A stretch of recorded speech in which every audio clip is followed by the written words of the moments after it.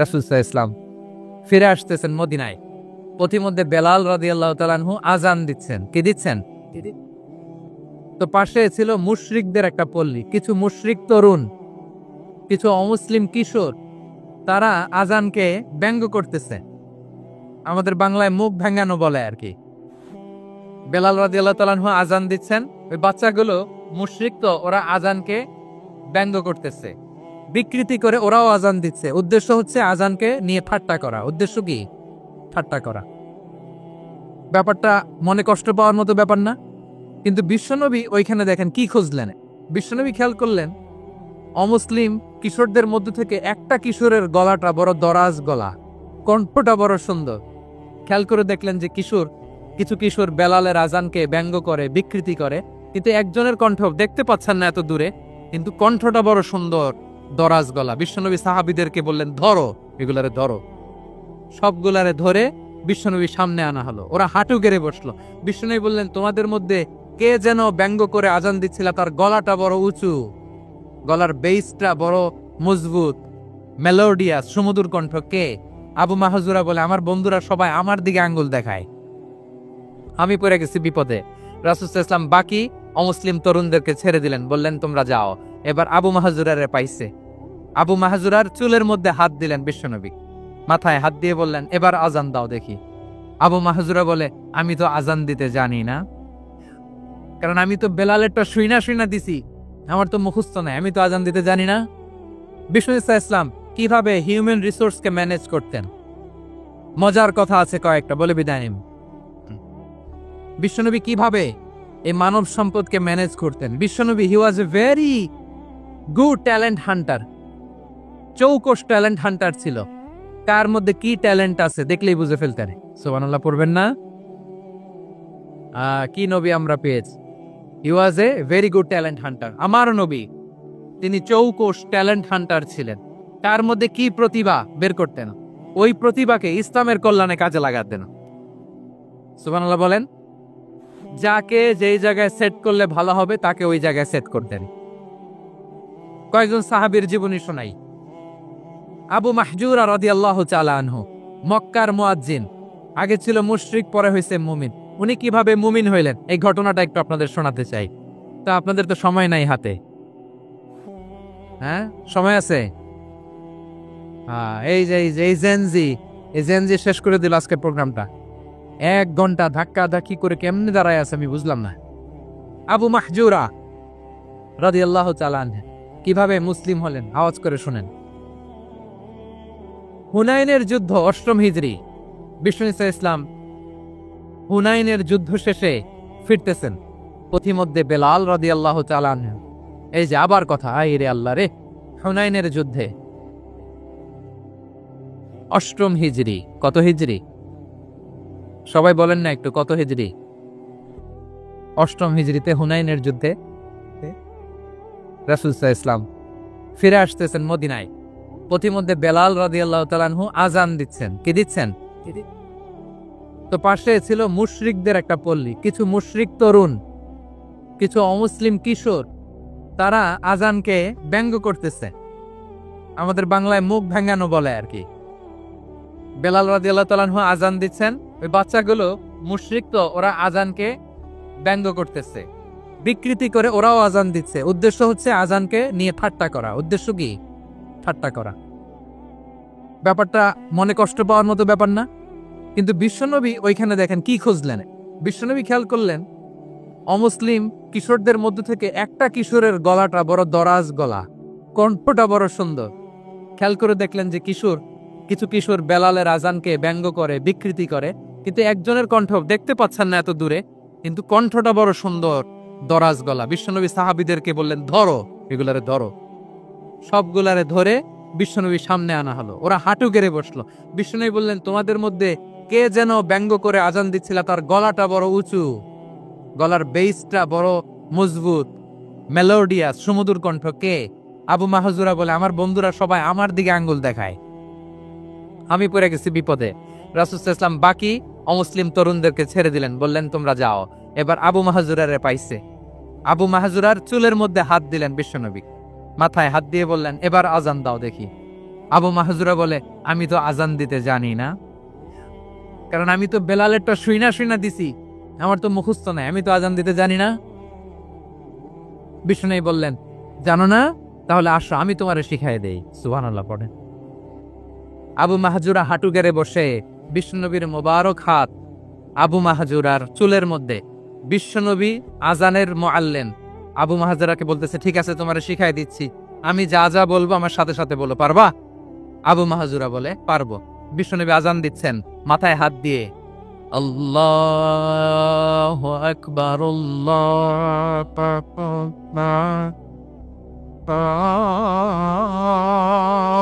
আকবার।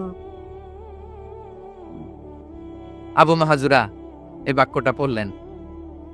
বিশ্বনবী দ্বিতীয় বাক্য পড়তে আরম্ভ করলেন, আল্লাহু আকবার,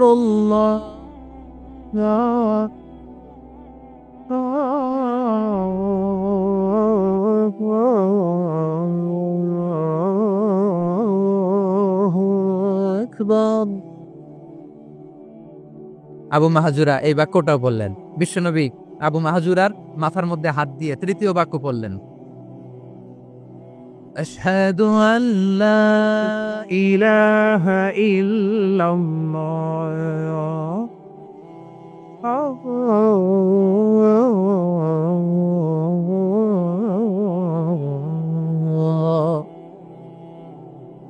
আবু মাহজুরা তৃতীয় বাক্য পড়লেন। বিশ্বনবী একটা বাক্য পরে আবু মাহজুরা পড়ে, বিশ্বনবী পরে আবু মাহজুরা পড়ে। আবু মাহজুরা কিন্তু অমুসলিম, মুশরিক।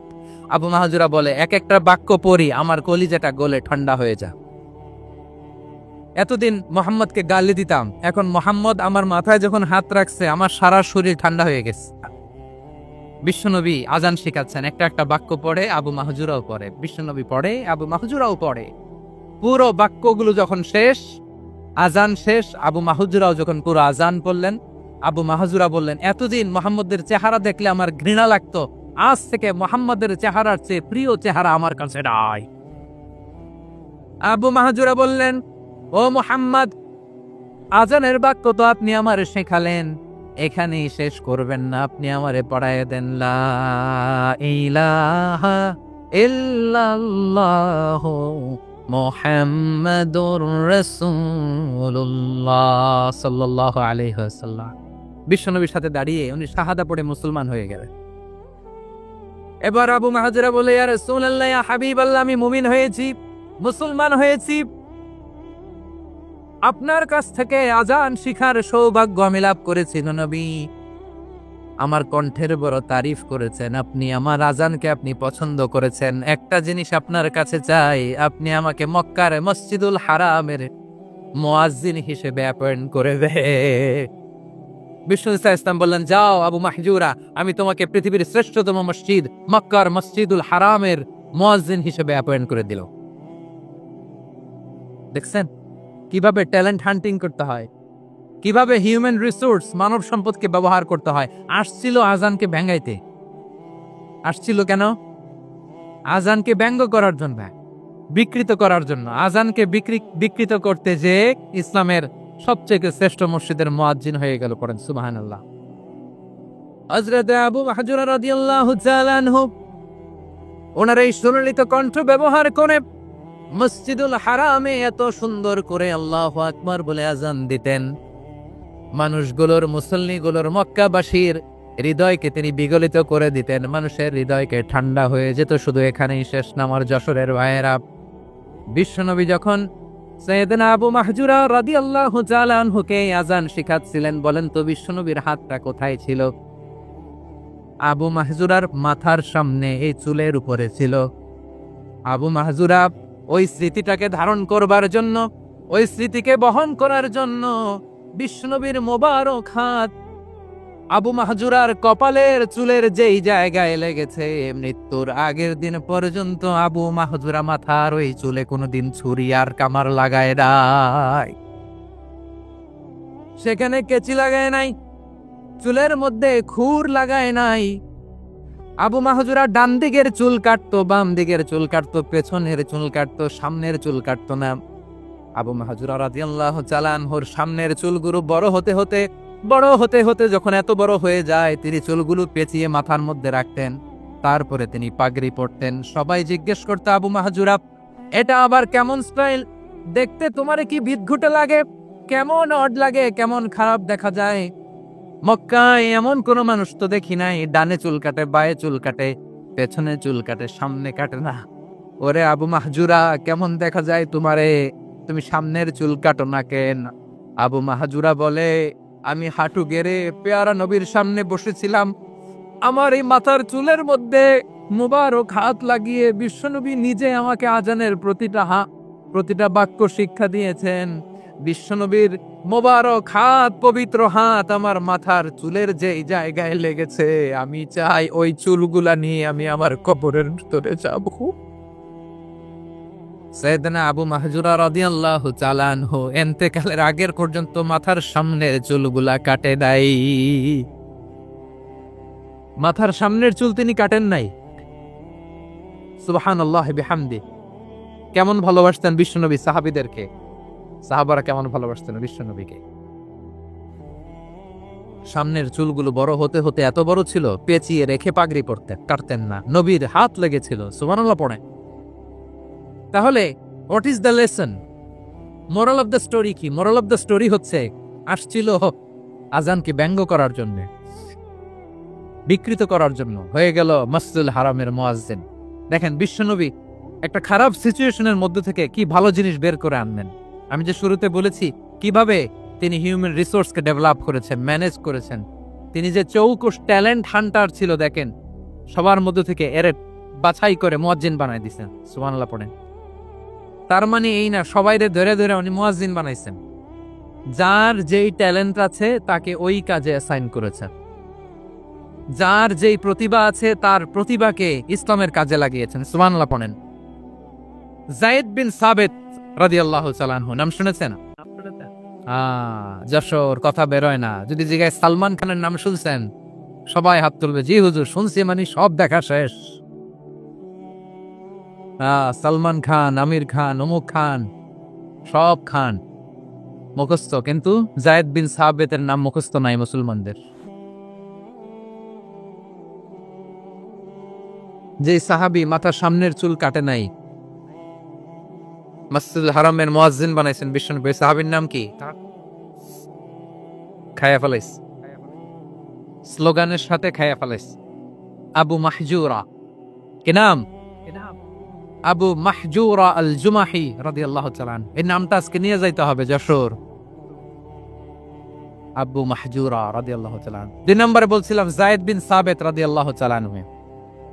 বিশ্বনবী দেখলেন মদিনার এই আনসারী সাহাবী হাইলি ট্যালেন্টেড, ইন্টেলেকচুয়াল, মেরিটোরিয়াস, জ্ঞানের প্রতি তার আকর্ষণ, মারাত্মক আকর্ষণ। বিশ্বনবী তাকে দায়িত্ব দিলেন, কোরআন যা নাজিল হয় তুমি লিখো, কাতিবুল ওহী বানায় দিলেন। সুবহানাল্লাহ। যায়েদ বিন সাবিতরে আবার আজান শিখান নাই, কারণ তার মধ্যে বিশ্বনবী প্রতিভা দেখেছেন, একাডেমিক প্রতিভা। বিশ্বনবীর একাডেমিক প্রজেক্টগুলো তিনি হ্যান্ডেল করতেন। যায়েদ বিন সাবিত ছিল বিশ্বনবীর ব্যক্তিগত সচিব। কি ছিল? ব্যক্তিগত সচিব। বোঝেন নাই? বিশ্বনবীর ব্যক্তিগত সচিব এবং দোভাষী। ইহুদিরা কিছু লিখে দিলে এটার অর্থ বিশ্বনবীরে বুঝায় দিতেন। আবার ইহুদিদের কাছে কিছু লিখতে হলে তিনি লিখে দিতেন। বিশ্বনবী একদিন বললেন, ইন্নী ওয়াল্লাহি মা আমানু ইয়াহুদা আলা কিতাব। ইহুদিরা যে চিঠি পাঠায় অর্থ তো বুঝি না, আরেক ইহুদি আইনে অর্থ করা লাগে। আবার ইহুদিদের কাছে কিছু লিখে পাঠাইতে চাইলে আমরা তো লিখতে পারি না, ইহুদিরে দিয়ে লেখা লাগে। ওরা যে পয়রার শোনায় লিখে দেয়, আমি ওদের বিশ্বাস করি না। আমার নিজের একজন লোক দরকার। বিশ্বনবী যায়েদ বিন সাবিতকে চুজ করলেন ল্যাঙ্গুয়েজের জন্য। উনি বললেন, যায়েদ তোমার সফট স্কিলকে ডেভেলপ করতে হবে, তুমি হিব্রু ল্যাঙ্গুয়েজ শিখে ফেলো। যায়েদ বিন সাবিত বলল, বিশ্বনবীর মোটিভেশন আর ইন্সপিরেশন পেয়ে আমি 15 দিনে ইহুদিদের এই হিব্রু ল্যাঙ্গুয়েজ শিখে ফেললাম। শুধু শিখে ফেললাম না, হাত্তা হাযিকতু, even I became master in the language. এই ভাষা আমি পারদর্শী হয়ে গেলাম। এরপর ইহুদিরা চিঠি লিখে পাঠালে আর কোনো ইহুদি ডাকা লাগতো না, আমি নবীর এটার অর্থ শুনে করে বুঝাই দিতাম। আবার ইহুদিদের কাছে চিঠি লেখা লাগলে আমি যায়েদ বিন সাবিত চিঠি লিখে দিতাম। সুবহানাল্লাহ। দেখেন, এত সাহাবীর মধ্যে থেকে বিশ্বনবীর একাডেমিক প্রজেক্ট, ব্যক্তিগত সচিব, দোভাষী হিসেবে তিনি যায়েদ বিন সাবেতের মতো তরুণকে নির্বাচিত করেছেন। কেমন ট্যালেন্ট হান্টার ছিল আমার নবী, সুবহানাল্লাহ পড়বেন না? বিশ্বনবীর অন্তকালের পরে সাইয়েদনা আবু বকর রাদিয়াল্লাহু তাআলা আনহু যখন খলিফা হয়ে আসলেন, কোরআনকে সংকলনের দায়িত্ব দেয়া লাগবে, কোন সাহাবীকে দিবেন? সব সাহাবারা মিলে পরামর্শ করলেন। সাইয়েদনা আবু বকর, ওমর সবাই মিলে এই বিশাল কোরআন সংকলনের গুরু দায়িত্ব বিশ্বনবীর ব্যক্তিগত সচিব, বিশ্বনবীর দোভাষী, বিশ্বনবীর সিলেক্ট করাইলো যায়েদ ইবনে সাবিত রাদিয়াল্লাহু তাআলা আনহুকে দিয়েছেন। কোরআনের কবি তো আজকে এখানে রাখে নাই। এই যে আজকের যে কোরআন পড়েন, এটা আগে এরকম ছিল না। কোরআন নাজিল হলে সাহাবারা ওটের চামড়ায় লিখে ফেলতো, ওটের চ্যাপ্টা হাড্ডির মধ্যে লিখে ফেলতো, গাছের গুড়ির মধ্যে লিখে ফেলতো, বিভিন্ন জনের কাছে ছড়ানো ছিটানো ছিল। আবু বকর রাদিয়াল্লাহু তাআলা আনহু একসাথে করলেন, পরবর্তীতে উসমান রাদিয়াল্লাহু তাআলা আনহু একসাথে করলেন 114 সূরা। এখন এই মুসহাফ, এই কম্পাইলেশন, এই কপি আমরা পেয়েছি, যার হিউজ কন্ট্রিবিউশন ছিল। এই পুরো কোরআন কম্পাইলেশনের প্রজেক্ট ম্যানেজার ছিল যায়েদ বিন সাবিত রাদিয়াল্লাহু তাআলা। কোরআন কম্পাইলেশনের প্রজেক্ট ম্যানেজার, দেখেন ওনারে মাথায় হাত দিয়ে আজান শিখায় নাই, সুবহানাল্লাহ কইবেন না? তাহলে প্রথম সাহাবী আবু মাহজুরাকে মুয়াজ্জিন বানাইলেন, যায়েদ বিন সাবিতকে ব্যক্তিগত সচিব আর দোভাষী বানালেন, মুসআব ইবনে উমাইর রাদিয়াল্লাহু তাআলা আনহুকে ইসলামের প্রথম অ্যাম্বাসেডর বানালেন। তাহলে তৃতীয় নম্বর একজন সাহাবীর নাম বলছি, মুসআব ইবনে উমাইর। মুসআব কি নাম? He was the first ambassador in Islam. ইসলামের প্রথম ডিপ্লোম্যাট, প্রথম কূটনৈতিক, ইসলামের প্রথম কূটনৈতিক, ইসলামের প্রথম ডিপ্লোম্যাট, প্রথম অ্যাম্বাসেডর মুসআব ইবনে উমাইর। মক্কার তরুণ যুবক, উনি পারফিউম লাগাইলে মানুষ দেখলেই বুঝতো এটা মুসআব লাগাইছে। এমন ড্যাশিং ফেসের ছিল, এমন স্মার্ট ড্যাশিং ফেস, এমন পার্সোনালিটির মানুষ ছিল মুসআব রাদিয়াল্লাহু তাআলা আনহু। কারণ যিনি ইসলামের স্পোকম্যান হবেন, মুখপাত্র হবেন, তার স্মার্ট হওয়ার দরকার আছে না নাই? আকাবার প্রথম শপথ যখন হলো, তাদের সাথে বিষ্ণু ইসলাম মদিনাতে একজন মুখপাত্র পাঠালেন, ডিপ্লোম্যাটকে পাঠালেন, অ্যাম্বাসেডর অফ ইসলাম। তিনি হচ্ছেন মুসআব ইবনে উমাইর। পড়েন সুবহানাল্লাহ। বিশ্বনবী দেখলেন সে অনেক স্মার্ট, তার ডেডিকেশন আছে, সিনসিয়ারিটি আছে, এবং মদিনায় যে আউস খাজরাজ গোত্রের নেতাদের সাথে ডিল করতে হবে, ইহুদিদের সাথে ডিল করতে হবে, ওখানে একজন পাক্কা জানু খেলোয়াড়ের দরকার আছে না নাই? মুসআব ইবনে উমাইর রাদিয়াল্লাহু তাআলা আনহু, ওনাকে বিষ্ণু ইসলাম চুজ করলেন। এবং বিষ্ণু ইসলামের এই চুজিংটা, এই সিলেকশনটা এত সুন্দর ছিল, তিনি মদিনাতে যে বিশ্বনবী আসার আগেই মদিনার জমিনকে তিনি উর্বর করে ফেলছেন। প্রতিটা ঘরে ঘরে কালিমার দাওয়াত তিনি পৌঁছায় দিচ্ছেন। জুমার বিধান নাজিল হয়েছে, কিন্তু মক্কায় পরিবেশ নাই জুমা পালনের। বিষ্ণু ইসলাম একজনকে দিয়ে খবর পাঠালেন, যাও মদিনায় মুসাবকে যে বলো, মুসাব তো আমার শিক্ষক, আমার স্পোকম্যান, মদিনাতে যেন তারা জুমা কায়েম করে। বিশ্বনবীর আগেই মুসআব মদিনার মুসলিমদেরকে নিয়ে মদিনায় প্রথম জুমা কায়েম করে ফেলছে। কর সুবহানাল্লাহ। ডিপ্লোম্যাটদের কেমন হইতে হয়, অ্যাম্বাসেডর কেমন হইতে হয়, মুসআব রাদিয়াল্লাহু তাআলা আনহুর কাছ থেকে শিখে নাও। মুসআব নামটা কেমন লাগে? যশোর যাদের সন্তান হবে, ছেলে সন্তান, আমার রাস্তায় পাইলি সবাই জিজ্ঞেস করে, হুজুর একটা নাম দেন, আমার ছেলে হবে। যশোরবাসীর জন্য আমি একটা নাম দিয়ে দিলাম, নাম রাখতে হবে মুসআব। কি নাম? নামটা যাদের ভাল লাগে, ছেলে সন্তান অনাগত আসবে, মনে চাইলে নাম রেখে দিবেন মুসআব রাদিয়াল্লাহু তাআলা আনহুর নামে মুসআব। তাহলে মুসআব রাদিয়াল্লাহু তাআলা আনহুকে বিশ্বনবী ল্যাঙ্গুয়েজ শিখান নাই, সফট স্কিল শিখান নাই। যায়েদ রাদিয়াল্লাহু তিনি হিব্রু ল্যাঙ্গুয়েজ শিখেছেন, সুরিয়ানি শিখেছেন, কিন্তু মুসআবকে তিনি বানিয়েছেন the spokesman of Islam, the first diplomat, the ambassador of Islam. সুবহানাল্লাহ পড়বেন না? আব্দুল্লাহ ইবনে আব্বাস রাদিয়াল্লাহু তাআলা আনহু বিশ্বনবীর কাজিন, চাচাতো ভাই। আবার মাইমুনা রাদিয়াল্লাহু তাআলা আনহু, মাইমুনা নবীর স্ত্রী, তিনি ছিলেন আব্দুল্লাহর আপন খালা। তো নবীর বউ যদি ওনার খালা হয়, নবী তার কি? বুঝে নাই, নবী তার কি? খালু। তাহলে সম্পর্ক অনেক গভীর, কাজিন আবার খালু। ছোট্ট মানুষ, তাই রাতে মাঝে মাঝে ঘরে থাকতো। বিশ্বনবী দেখলেন আব্দুল্লাহ যেহেতু আমার ঘরে ঢুকতে পারে, আব্দুল্লাহরে এই উম্মতের বড় শিক্ষাবিদ বানাইতে হবে। কথা বোঝে নাই? আব্দুল্লাহকে কি বানাইতে হবে? শিক্ষাবিদ, এডুকেটর অফ দিস উম্মাহ, এই উম্মার শিক্ষাবিদ বানাইতে হবে। তাই আব্দুল্লাহ ইবনে আব্বাসকে বিশ্বনবী হাতে কলমে শিক্ষা দিয়েছেন। আব্দুল্লাহ ইবনে আব্বাস রাদিয়াল্লাহু তাআলা আনহু, ওনাকে বিশ্বনবী হাতে কলমে শিক্ষা দিয়েছেন, যেহেতু উম্মতের শিক্ষাবিদ হবেন, এডুকেটর হবেন। তো বিশ্বনবী রাতে যখন তাহাজ্জুদ পড়তেন, ছোট্ট আব্দুল্লাহ ঘরে থাকতো। বুঝতে পেরেছেন? ছোট্ট মানুষ তো ঘরে থাকতো। তো বিশ্বনবী তাহাজ্জুদের জন্য একবার দাঁড়িয়েছেন, ছোট্ট আব্দুল্লাহ ওযু করে দাঁড়াইছে। আচ্ছা বলেন তো, ইমাম আর মুসল্লি মোট যদি দুইজন হয়, একজন ইমাম একজন মুসল্লি, তো মুসল্লি ইমামের কোন দিকে দাঁড়াবে? ডানে দাঁড়াবে। ছোট্ট আব্দুল্লাহ বোঝে নাই, বিশ্বনবী তাহাজ্জুদ শুরু করেছেন, উনি ইক্তেদা করছেন আর দাঁড়াইছেন বায়ে। কোথায় দাঁড়িয়েছেন? আব্দুল্লাহ বলেন, যখন আমি বায়ে দাঁড়ালাম, আখাযা রাসূলুল্লাহ সাল্লাল্লাহু আলাইহি ওয়াসাল্লাম উযুনি আল ইয়ুমনা ইয়াফতিলুহা, বিশ্বনবী নামাজরত অবস্থায় আমার কান ধরে টেনে আমার ডান দিকে এনে দাঁড় করায় দিলেন। পড়েন সুবহানাল্লাহ। দেখেন, হাতে কলমে শিক্ষা। আর জীবনে ভুল হবে? কথা কয় না, আর ভুল হবে? আর ভুল হবে না। এভাবে বিশ্বনবীর অনেক সঙ্গ পেয়েছেন, সফর করেছেন, একই বাহনে বসেছেন, এক বাহনে বসে লম্বা নাসিহত করেছেন, বলেছেন, ইয়া গোলাম ইহফাজিল্লাহ ইয়াহফাজকা, ইহফাজিল্লাহ তাজিদহু তুজাহাক, ইযা সাআলতা ফাসআলিল্লাহ ওয়া ইযা ইসতাআনতা ফাসতাইন বিল্লাহ।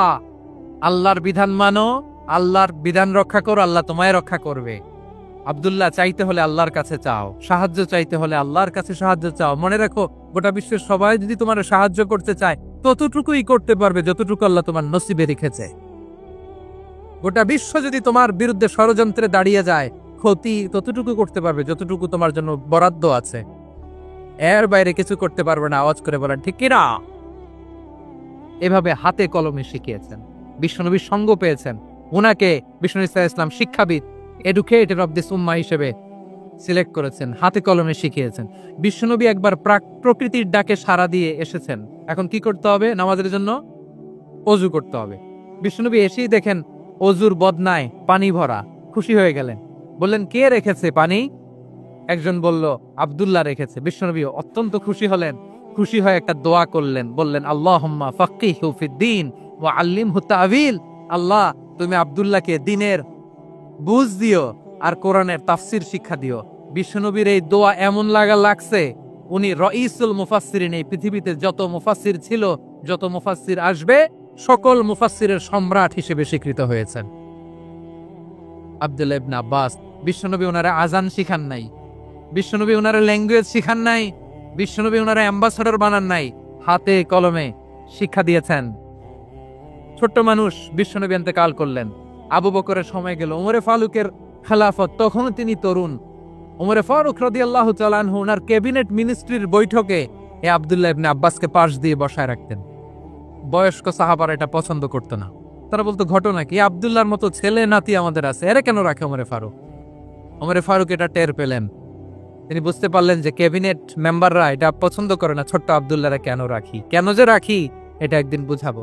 একদিন মিটিং এ তিনি সবাইকে বললেন, ইযা জাআ নাসরুল্লাহি ওয়াল ফাতহ। এই আয়াত দ্বারা উদ্দেশ্য কি বলেন তো মুরব্বী সাহাবীরা? এক সাহাবী বলেন, এই সূরা দ্বারা উদ্দেশ্য, আল্লাহ বলেছেন আমাদেরকে বিভিন্ন ল্যান্ড, বিভিন্ন এলাকা বিজয় করতে হবে। ওমরে ফারুক বললেন, না, হয়নি। আরেকজন বললেন, বিজয় হওয়ার পর আমাদের বেশি বেশি আল্লাহর বরত্বের ঘোষণা দিতে হবে, এটা উদ্দেশ্য। ওমরে ফারুক বললেন, না, হয়নি। যারে জিজ্ঞেস করেন কেউ পারে না। সব শেষে বিশ্বনবী ছোট্ট আব্দুল্লাহরে বলেন, আব্দুল্লাহ, ইদা জাআ নাসরুল্লাহি ওয়াল ফাতহ, এর দ্বারা উদ্দেশ্য কি বলতো? ছোট্ট আব্দুল্লাহ বলেন, হুয়া আজালু রাসূলিল্লাহ। এই আয়াত দ্বারা বিশ্বনবীর বিদায়কে উদ্দেশ্য নেওয়া হয়েছে। ওমরে ফারুক বললেন, হাদা হুয়া, এটাই তো সঠিক উত্তর, এটাই সঠিক তাফসীরে আয়াতের। কারণ ইদা জাআ নাসরুল্লাহি ওয়াল ফাতহ, যখন আল্লাহর সাহায্য আর বিজয় আসবে, ওয়া রাআইতান নাসা ইয়াদখুলুনা ফি দীনিল্লাহি আফওয়াজা, আপনি দেখবেন দলে দলে, ঢলে ঢলে, বানের পানির মতো মানুষ ইসলামের দিকে ঢুকতেছে, ইসলামের বিজয় হয়েছে। তো ইসলামের বিজয়ের মিশন নিয়ে নবী আসছে, বিজয়ী যখন হয়ে গেছে, এখন তো নবীর বিদায় হবে। জোরে বলেন ঠিক কিনা? কোন সাহাবী এই সূক্ষ্ম কথাটা ধরতে পারে নাই, ওই আব্দুল্লাহ ছাড়া। আব্দুল্লাহ যখন উত্তর দিছে, সব সাহাবীদের টনক নড়েছে। এরপর থেকে কোনো ক্যাবিনেট মিটিং এ আর কোনো সাহাবারা কোনো প্রশ্ন করে নাই, আওয়াজ করে পড়ে সুবহানাল্লাহ। বিশ্বনবী আব্দুল্লাহ ইবনে আব্বাসকে দ্য এডুকেটর অফ দ্য উম্মাহ, উম্মার শিক্ষাবিদ হিসেবে গ্রহণ করেছেন। আওয়াজ করে পড়তে হবে আল্লাহু আকবার। সাহাবীদের নামগুলো মনে থাকবে? 1 নম্বরে আবু মাহজুরা, মুয়াজ্জিন বানাইছেন। যায়েদ ইবনে সাবিত, দোভাষী, ট্রান্সলেটর অফ প্রফেট, এবং তিনি ছিলেন বিশ্বনবীর ব্যক্তিগত সচিব। Musab ibn Umair, the first ambassador and diplomat of Islam. Abdullah ibn Abbas, এই উম্মার সবচেয়ে বড় এডুকেটর, শিক্ষাবিদ। আরেকজন ছিল আব্দুল্লাহ ইবনে মাসউদ রাদিয়াল্লাহু তাআলা। 2 আব্দুল্লাহ, আব্বাস গেল, আরেকজন হচ্ছে মাসউদ। মক্কার তরুণ, ছাগল পালতো মুশরিকের বিশ্বনবী আর আবু বকর রাদিয়াল্লাহু তাআলা আনহু একবার গেলেন, যে দেখে এই তরুণ দাঁড়ায় আছে। বিশ্বনবী বলেন, আমি খুব ক্ষুধার্ত, তোমার কাছে কি দুধ আছে ছাগলের? আব্দুল্লাহ ইবনে মাসউদ বলে, আছে। ওয়ালাকিন আনা মু'তামান, কিন্তু যে দুধ আছে এটা আমানতের, আমি দিতে পারবো না। বিশ্বনবী এইটা শুনেই তারে টার্গেট করে ফেলছে। আনা মু'তামান, দুধ আছে কিন্তু এটা আমার মালিকের, আমি তো দরদ দেখায় আমার মালিকের দুধ, আপনি পথিক, আপনারে দিতে পারি না। বিশ্বনবী টার্গেট করে ফেলছেন, এরে আমার কাজে লাগাইতে হবে।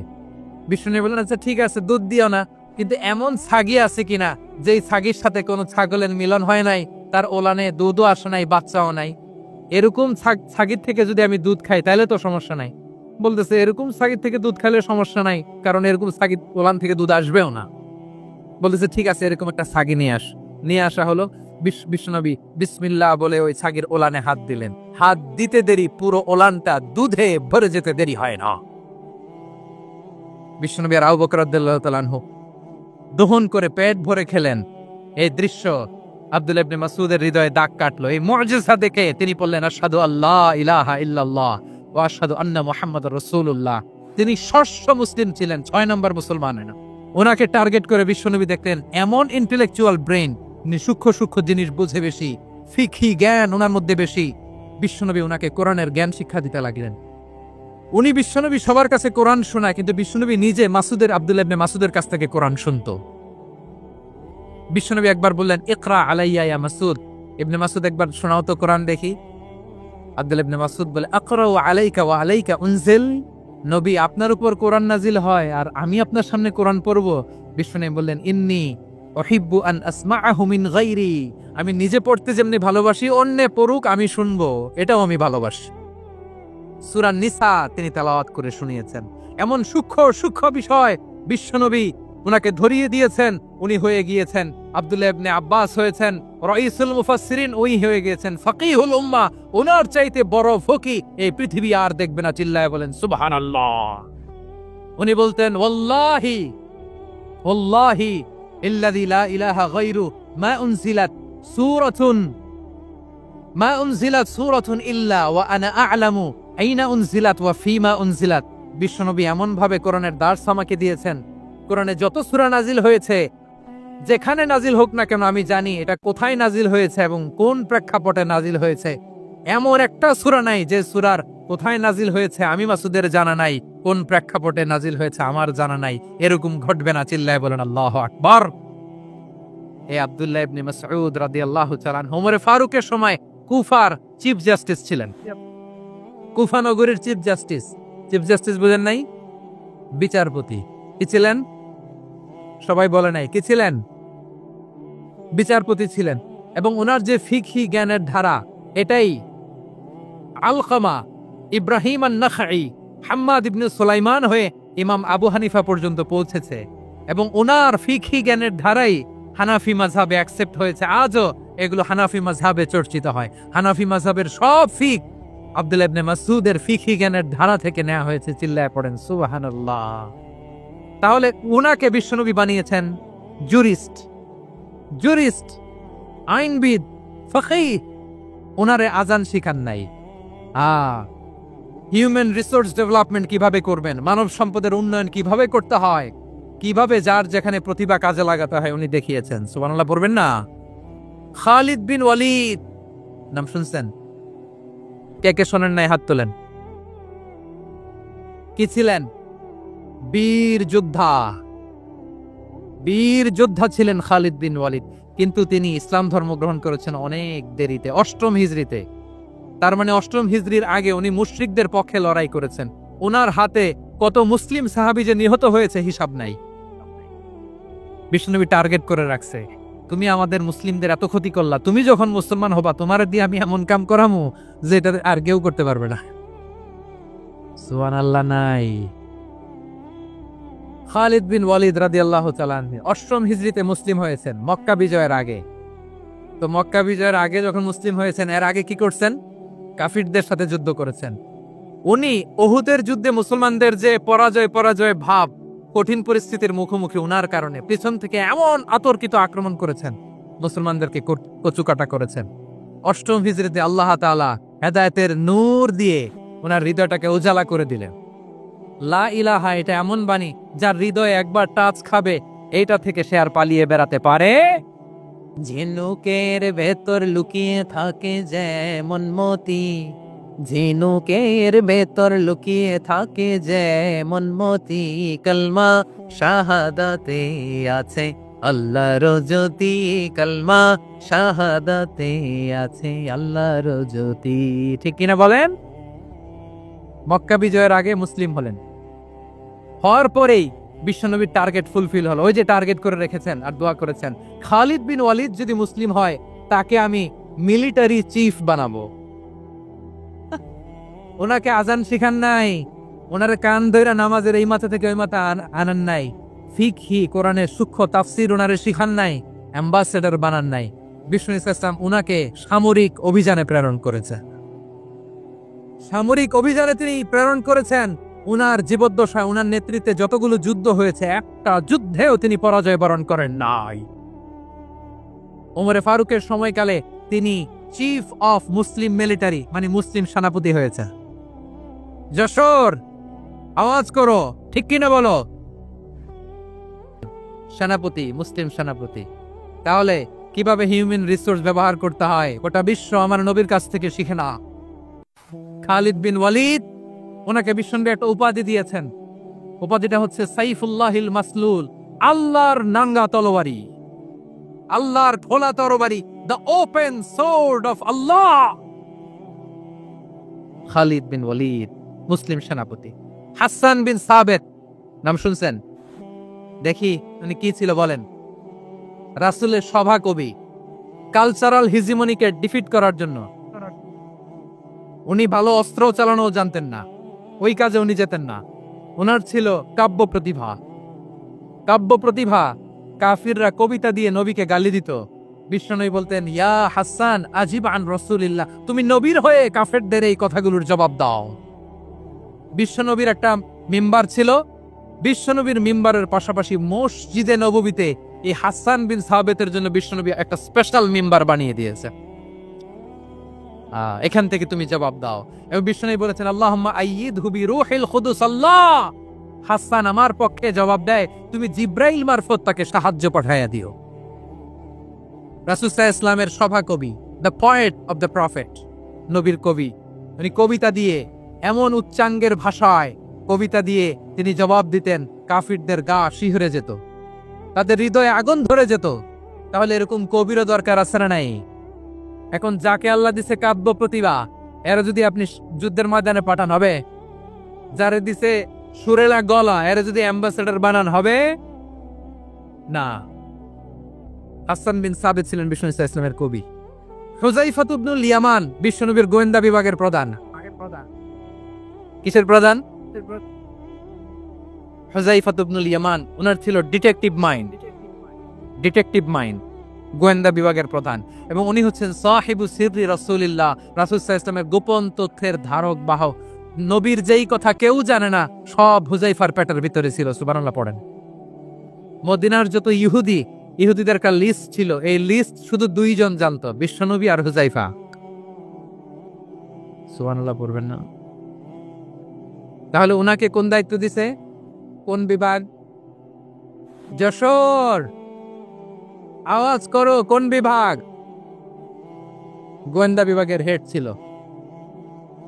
খন্দকের যুদ্ধে প্রচন্ড আজকের মতো শৈত্য প্রবাহ, মাটি খনন করতে করতে সাহাবীদের পেটে ক্ষুধা নাই, দাঁড়াইতে পারে না নামাজের জন্য, এত ক্লান্ত, ক্লান্ত শ্রান্ত। বিশ্বনবী বললেন, কে আছো? এই কঠিন শীত, এই ভয় আর ক্ষুধার মধ্যেও খন্দকের পরিখার টপকে শত্রু শিবিরে যে আমাকে তথ্য দিবা, কে আছো? কারো গায়ে শক্তিই নাই যে দাঁড়াবে, কেউ দাঁড়ায় না। বিশ্বনবী তখন নিজে হুজাইফাকে ডাক দিলেন, হুজাইফা, যে আমাকে আজকে শত্রু শিবিরের তথ্য এনে দিবে সে জান্নাতে আমার মোরাফাকা, আমার সঙ্গী হবে। হুজাইফা রাদিয়াল্লাহু ইবনুল ইয়ামান জীবনের ঝুঁকি নিয়ে এই ক্ষুধা, শৈত্য প্রবাহ, কোল্ড ওয়েভসকে উপেক্ষা করে পরীক্ষা টপকে শত্রু শিবিরে যে সবার কথাগুলো চুপে চুপে শুনে বিশ্বনবীর দরবারে এসে গোয়েন্দাদের মতো তথ্য সরবরাহ করেছে। বিশ্বনবীর গোয়েন্দা বিভাগের প্রধান হুজাইফা ইবনুল ইয়ামান ইন্টেলিজেন্স বিভাগ চালাতেন। মুনাফিকদের নাম ওনার কাছে ছিল। মুআয ইবনে জাবাল মদিনা রাষ্ট্রের সবচেয়ে সিনিয়র আমলা ছিলেন। আমলাতন্ত্র চেনেন তো? প্রশাসনিক কাজ যারা চালায়, অ্যাডমিনিস্ট্রেশন বুঝেন না? The department of administration. মদিনার রাষ্ট্রের সিনিয়র আমলা মুআয ইবনে জাবাল মুতাখাসসিসুন ফিল হালাল ওয়াল হারাম, হালাল হারামের স্পেশালিস্ট ছিলেন। বিশ্বনবী উনাকে ইয়ামানের গভর্নর করে পাঠায়েছেন। বলেছেন, ইন্নাকা তা'তি কওমান আহলা কিতাব, এমন গোষ্ঠীর কাছে যাবা যারা ইহুদি নাসারা, আগে শাহাদা পড়লে এরপরে নামাজের দাওয়াত দিও, নামাজ পড়লে যাকাতের দাওয়াত দিও। গভর্নরের অ্যাটিটিউড যেমন থাকে তেমন অ্যাটিটিউড ধরে রেখো। সুবহানাল্লাহ পড়েন। তাহলে মুআয ইবনে জাবালকে দিয়ে বিশ্বনবী কবিতা লেখায় নাই, চিঠি লেখায় নাই, আজান দেওয়ায় নাই। সুবহানাল্লাহ পড়বেন না? সব শেষ সাহাবী বলি আবু হুরায়রা রাদিয়াল্লাহু তাআলা, নাম শুনছেন? বিড়ালের বাবা। কি করতেন? খালি হাদিস মুখস্থ করতেন। উনি বলতেন, আলজামু রাসূলুল্লাহ আলা মিল ইবাতনি, আমার শুধু পেটের ক্ষুধার বন্দোবস্ত হইলে আমি নবীর সঙ্গ ছাড়তাম না। আমার আনসার সাহাবারা ক্ষেত খামারের কাজ করত, আমার মুহাজির সাহাবারা ব্যবসা করত, আর আমি নবীর সাথে সাথে থাকতাম। শুধু সকাল বিকাল দুই বেলা যদি আমার খাবারের বন্দোবস্ত হয় আমি আর নবীর লক ছাড়ি না। সুবহানাল্লাহ কইবেন না? 5374টা হাদিস তিনি বর্ণনা করেছেন। সবচেয়ে বেশি হাদিস বর্ণনাকারী সাহাবী। হাদিস প্রিজার্ভেশনের কাজে বিশ্বনবী ওনাকে কাজে লাগিয়েছেন। উনি একদিন বলেন, ইয়া রাসূলুল্লাহ আসমাউ মিনকা কাসীরান ফালা আহফাজু, নবী অনেক কথা শুনি আমার মনে থাকে না। বিষ্ণু বললেন, তাই? তুবসুত রিদাক, তোমার চাদরটা বিছাও। আবু হুরায়রা বিছালেন, বিশ্বনবী হাত বুলায় দিলেন, এরপরে অনেক হাদিস বর্ণনা করলেন। আবু হুরায়রা বলে, তারপর থেকে বিশ্বনবী যাই বর্ণনা করে আমি শুনি আর একটাও বলি না। এখন সুবহানাল্লাহ। বিশ্বনবী উনাকে হাদিস প্রিজার্ভেশন, নবীর এই যে লক্ষ্য হাদিস প্রিজার্ভেশনের এই দায়িত্ব দিয়েছেন সাইয়েদনা আবু হুরায়রা রাদিয়াল্লাহু তাআলা আনহুকে। প্রিয় ভাইরা, তাহলে 10 জন সাহাবীর কথা যে বললাম, আপনারা কি খেয়াল করেছেন কত বড় ট্যালেন্ট হান্টার, চৌকস ট্যালেন্ট হান্টার ছিল আমার নবী। এক একজনের এক এক ট্যালেন্ট এক এক কাজে অ্যাসাইন করেছেন, এক একজনকে এক এক দায়িত্ব দিয়েছেন, এক একজনের প্রতিভাকে এক একভাবে বিকশিত হওয়ার সুযোগ দিয়েছেন। আওয়াজ করে বলেন ঠিক কি না? এখন আমার পর্দার আড়ালে আমার মায়েরা বলবে, এতগুলো পুরুষ সাহাবীর কথা বললো, নারী সাহাবীরা কি কিছু করে নাই? হ্যাঁ, একজন নারী সাহাবীর কথা বলে মোনাজাত হবে, দোয়া ছাড়া কেউ যাব না। রুফাইদা আল আসলামিয়া রাদিয়াল্লাহু তাআলা আনহা, ওনার বাবার নাম সাআদ আল আসলামি। বিশ্বনবী কি খেয়াল করলেন দেখেন, সাআদ ছিল মদিনার বড় ডাক্তার। এই নারী সাহাবী রুফাইদা বাবার কাছ থেকে চিকিৎসা বিদ্যা শিখেছেন। যখন শিখছে, বিশ্বনবী দেখলেন আমার তো প্রতি সপ্তাহে সপ্তাহে যুদ্ধে আহত সাহাবীদের সেবা দিবে কে? বিশ্বনবী রুফাইদাকে বললেন, রুফাইদা তুমি মসজিদে নববীর পাশে একটা মেডিকেল ক্যাম্প কর। এই যে সাকিনা আদ-দ্বীন মেডিকেলের আমার ছাত্রী বন্ধুরা শুনে রাখো, তোমাদের আইকন হচ্ছে রুফাইদা আল আসলামিয়া। বিশ্বনবীর ডিরেকশন অনুযায়ী তিনি মসজিদে নববীর পাশে একটা মেডিকেল ক্যাম্প করলেন এবং আহত সাহাবাদের চিকিৎসা উনি ওনার টিম নিয়ে দিতেন। বিশ্বনবীর পরামর্শে উনি আনসারি এবং মুহাজির মহিলা সাহাবীদেরকে নিয়ে একটা স্পেশাল মেডিকেল টিম গঠন করলেন। খায়বার যুদ্ধে 7ম হিজরিতে যখন বিশ্বনবী যায়, উনি ওনার টিম নিয়ে আসলেন, বললেন, ইয়া রাসূলুল্লাহ আমরা তো তলোয়ার চালাতে পারি না, আমরা তো তীর মারতে পারি না, আপনি যদি অনুমতি দেন খায়বার অভিযানে আমি আমার টিম নিয়ে মেডিকেল টিমের সেবাটা সার্ভিসটা দিতে চাই। পড়েন সুবহানাল্লাহ। বিশ্বনবী অনুমতি দিলেন। যোদ্ধা সাহাবীদের সাথে রুফাইদা আল আসলামিয়া উনিও মেডিকেল টিম নিয়ে অগ্রসর হলেন। খায়বারের প্রতিটা আহত ইনজুর্ড সাহাবী যারা ইনজুরি শিকার হয়েছেন সবাই রুফাইদা আল আসলামিয়ার এই মেডিকেল ক্যাম্প থেকে চিকিৎসা সহায়তা পেয়েছেন। সুবহানাল্লাহ পড়েন। দেখেন কিভাবে বিশ্বনবী ট্যালেন্ট বাছাই করতে। আপনি অবাক হবেন, বাহরাইনের মেডিকেল ইউনিভার্সিটিতে রুফাইদা আল আসলামিয়া মেডিকেল প্রাইজ অ্যাওয়ার্ড প্রতি বছর দেয়া হয়।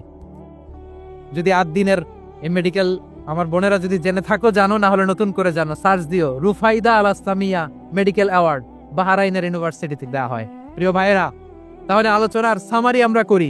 বিশ্বনবী যার যেখানে ট্যালেন্ট তাকে ওইখানে কাজে লাগাতেন। আওয়াজ করে বলেন ঠিক কিনা।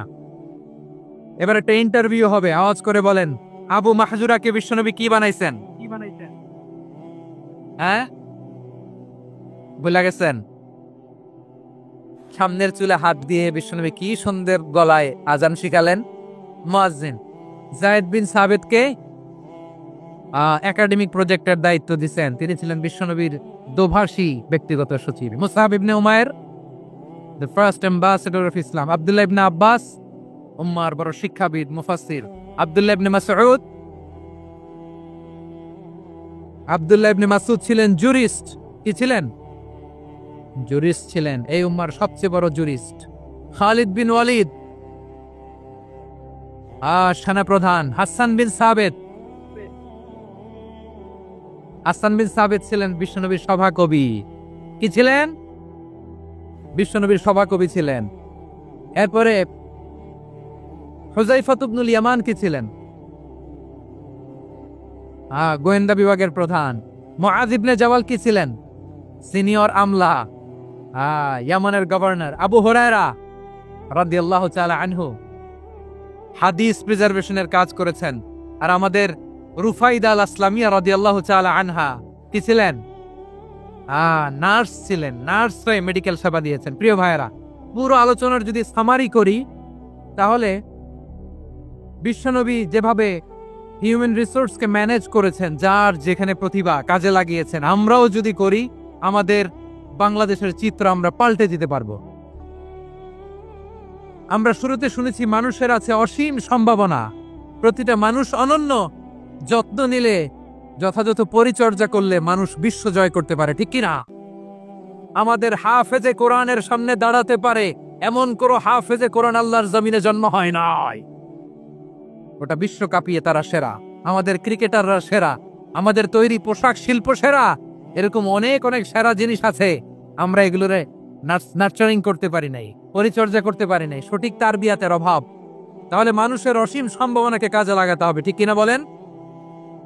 ইউনুস গভর্নমেন্টকে আমি বলবো, অল্প সময়ের জন্য আপনারা এসেছেন, সংস্কারও করতে হবে, আবার নির্বাচনও করতে হবে। সব সংস্কার হতে করতে পারবেন না, যতটুকু পারবেন এর মধ্যে আমাদের যে হিউজ ম্যান পাওয়ার, আমাদের যে মানব সম্পদ, হিউম্যান রিসোর্স, এটাকে ডেভেলপ করে আপনাদের যেতে হবে। যেটা পারবেন না সেটাকে পরবর্তী নির্বাচিত গভর্নমেন্টের কাছে রেখে যেতে হবে, যে তারা যেন করে, তাদের কাছে আপনারা এটা রেখে যাবেন। তাহলে মানুষ চাইলে বিশ্ব জয় করতে পারে। আর মানুষকে হারাতে পারে কেউ? জোরে বলো যশোর, মানুষকে হারাতে পারে কেউ? আল্লাহ আমাদেরকে জনসংখ্যা দিয়েছেন। প্রিয় ভাইয়েরা, এই জনসংখ্যা অনেক বড় সম্পদ, এটা আমাদের জন্য অভিশাপ নয়, আশীর্বাদ। আমাদের জনসংখ্যাকে যদি আমরা জনশক্তিতে রূপান্তর করতে পারি, আজকে বাংলাদেশ যে অবস্থানে দাঁড়িয়ে আছে, বাংলাদেশ তার 20 গুণ উন্নতির শিখরে চলে যাবে। চিল্লায় বলো ঠিক কিনা?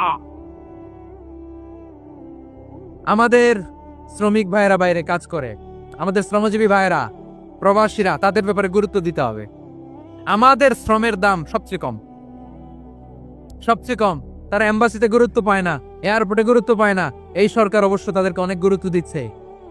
আমাদের অদক্ষ শ্রমিককে যখন আমরা দুবাই পাঠাই, অল্প বেতন পায়, কিন্তু ইন্ডিয়ানরা দক্ষ শ্রমিক পাঠাইলে তার 3 গুণ বেতন পায়। আমরা আমাদের শ্রমিকদেরকে অদক্ষ ভাবে আর পাঠাতে চাই না, দক্ষ শ্রমিক পাঠিয়ে আমরা রেমিটেন্সের বন্যা বইয়ে দেব। আমাদের শ্রমিকদের পাঠানো রেমিটেন্সের টাকায় সচল থাকে আমার দেশের অর্থনীতির চাকা। তাদেরকে সবচেয়ে গুরুত্ব দিতে হবে। আমরা পেয়েছি ফ্রিডম ফাইটার, মুক্তিযোদ্ধা, আর আমার প্রবাসী ভাইরা হচ্ছে রেমিটেন্স ফাইটার। জোরে বলো ঠিক কিনা? তাহলে আমাদের এই জনশক্তিকে জনসম্পদে ট্রান্সফর্ম করতে হবে। ঠিক কিনা বলেন? সরকার জনগণকে এভাবে পলিশ করতে হবে। মা বাবারা ছেলে মেয়েদের মধ্যে কার কোন যোগ্যতা, তাকে ওইভাবে কাজে লাগাতে হবে। সবার এ প্লাস পাওয়ার কোনো দরকার নেই। আমাদের দেশে একটা টেন্ডেন্সি আছে, পরীক্ষায় এ প্লাস না পাইলে কই তুই কি করলি, পাশের বাড়ির ছেলে এ প্লাস পাইছে, যা ওর পা দোয়া পানি খা। কি খা? তা আমি ভাবছি যে পা ধোয়া এ প্লাস পাওয়া ছেলেদের পা ধোয়া পানির একটা পানির ব্র্যান্ড বানাইতে হবে, এরকম লেখা থাকবে এ প্লাস পাওয়া ছেলেদের পা ধোয়া পানি। খাওয়া নাই, এগুলার খাওয়া নাই। ওরে আল্লাহ এ প্লাস পাওয়ার জন্য বানাইছে, আর আপনার ছেলেকে এই এ প্লাস গুলারে নিয়ন্ত্রণ করার জন্য আল্লাহ বানাইছে। ওকে দিয়ে আল্লাহ কি করবে আপনি জানেনই না। একটা এ প্লাস, একটা এ গ্রেড একটা মানুষের জীবনকে ঠিক করে দিতে পারে না। আপনার ছেলেকে আল্লাহ অন্যদিকে যোগ্যতা দিয়েছে। ওদের মনোবল ভাঙবেন না, খবরদার খবরদার। ছেলে মেয়েদের মনোবল ভাঙবেন না। যাকে দিয়ে যেটা হবে তাকে দিয়ে সেটা করতে হবে, তার প্রতিভাকে সেভাবে কাজে লাগাতে হবে। তাহলে বাংলাদেশ আমাদের এই জনসংখ্যা জনসম্পদে রূপান্তরিত হবে। আমাদের সরকারের তত্ত্বাবধানে আমাদের 18 কোটি জনগণ দক্ষ জনশক্তিতে রূপান্তরিত হোক। আমরা চাই কি চাই না? আমরা ভালো মানুষ, শ্রেষ্ঠ মানুষ হতে চাই কি চাই না? ওই জাপানিজদের মতো সৎ, ওই ইউরোপিয়ানদের মতো কালচার্ড। আমাদেরকে আল্লাহ তাআলা কোরআন সুন্নাহ অনেক কিছু দিয়েছেন। যেহেতু বর্তমানে আমরা দেখছি তারা সৎ, তাদের মধ্যে ভ্যালু আছে, সেগুলো আমাদের মধ্যে আনার দরকার আছে না নাই? আর ইসলাম দিয়ে আমাদের জীবনকে সাজাতে হবে। ইসলাম দিয়ে আমার পরিবারকে সাজাতে হবে। ইসলাম থেকে, কোরআন থেকে প্রেসক্রিপশন না নিলে জীবন সুন্দর হবে না। কোরআন থেকে প্রেসক্রিপশন না নিলে সমাজ সুন্দর হবে না। কোরআনের প্রেসক্রিপশন না মানলে রাষ্ট্র সুন্দর হবে না। কোরআনের প্রেসক্রিপশন অ্যাপ্লাই না করলে শুধু দুর্নীতি দমন কমিশন দিয়ে দুর্নীতি বন্ধ করা যাবে না। এজন্য কোরআনের আইন আমরা চাই কি চাই না? প্রিয় ভাইয়েরা, হিউম্যান রিসোর্স ডেভেলপমেন্ট, মানব সম্পদের উন্নয়ন, আমাদের সরকার যেন এদিকে নজর দেয়। আমরা যেন এই ব্যাপারে যত্নবান হয়ে উঠি। যাকে আল্লাহ যে যোগ্যতা দিয়েছে, এই যোগ্যতা দিয়ে আমরা যেন ইসলামের জন্য, দেশের জন্য কাজ করি। আমরা যেন আমাদের স্কিল ডেভেলপ করি, আমাদের পটেনশিয়ালকে ডেভেলপ করি। মোরালিটি, ভ্যালিউজ নিয়ে শায়েখ আহমদুল্লাহ আলোচনা করেছেন। এগুলো দিয়ে যেন আমরা আমাদেরকে সাজাই। আল্লাহ তাআলা আমাদের দেশকে তুমি নিরাপদ করো, আমরা পড়ি আমিন। আল্লাহ আমার 18 কোটি জনগণকে তুমি জনশক্তিতে রূপান্তরিত করো, আমিন। আল্লাহ আমরা হাতে হাত রেখে, কাঁধে কাঁধ মিলিয়ে ভাইয়ে ভাইয়ে যেন এই দেশকে গড়তে পারি, আল্লাহ তুমি তৌফিক দান করো, আমরা পড়ি আমিন। আমার প্রিয় মহিউদ্দিন ভাই বলেছেন, হুজুর এমন একটা ঘোষণাপত্র দিয়ে যাবেন আজকের এই ঐতিহাসিক যশোরের প্রোগ্রামে, যেটা গোটা বাংলাদেশে মানুষ এটার উপর আমল করে। আমি যে কথাটা বলেছি এটাই, আসুন আমরা আমাদের জনসংখ্যাকে জনসম্পদে ট্রান্সফর্ম করি। আমাদের জনসংখ্যাকে আমরা যেন জনশক্তিতে রূপান্তরিত করি। জনসংখ্যাকে ট্রান্সফর্ম করে জনশক্তি দিয়ে আমরা যেন আগামীর বাংলাদেশ, স্বাধীন বাংলাদেশ 2.0 গড়ে তুলি। আল্লাহ তাআলা আমাদের সবাইকে কথাগুলো বোঝার, আমল করার তৌফিক দান করুন। এই জেনজি, ক্ষমা করে দিও আমাকে, অনেক দমক দিছি, বকা দিছি। আল্লাহ তোমাদেরকে করুক, কবুল করুক, যশোরবাসীকে কবুল করুক, আদ দিনকে কবুল করুক, এই মেডিকেল কলেজকে কবুল করুক। ইসলামের জন্য বাদ ভাঙা এই জোয়ার এবং উচ্ছ্বাসকে আল্লাহ তাআলা কবুল করুক। হাযা মা ইনদি ওয়াল ইলমু ইনদাল্লাহ, আলাইহি তাওয়াক্কালতু ওয়া ইলাইহি উনীব। সুবহানাকাল্লাহুম্মা ওয়া বিহামদিকা আশহাদু আল্লা ইলাহা ইল্লা আনতা আস্তাগফিরুকা ওয়া আতুবু ইলাইক।